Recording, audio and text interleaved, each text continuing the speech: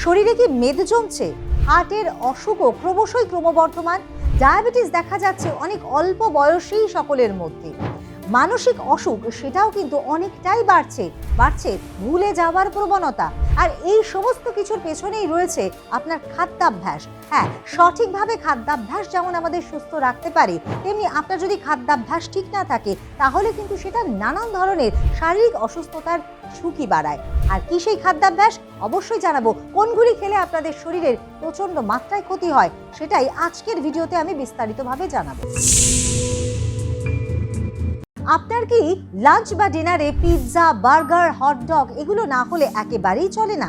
আর এই খাবার অভ্যেসই কিন্তু আপনার নানান রকম শারীরিক সমস্যা ডেকে আনে।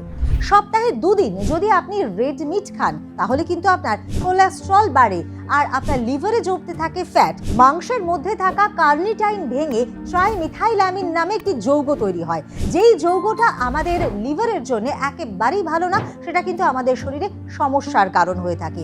আর এই ধরনের খাবারগুলোর মধ্যে যে প্রিজারভেটিভ এবং রং ব্যবহার করা হয় সেগুলো আমাদের ক্যান্সারের ঝুঁকিকে অনেকটাই বাড়িয়ে দেয়। যে কোনো মানুষের ক্যান্সার হওয়ার প্রবণতা অনেকটাই বাড়ে এই ধরনের খাবার অভ্যেসের ফলে। সুতরাং এই সমস্ত খাবারগুলো কিন্তু একেবারেই অ্যাভয়েড করা উচিত ভালো থাকার এবং সুস্থ থাকার জন্য।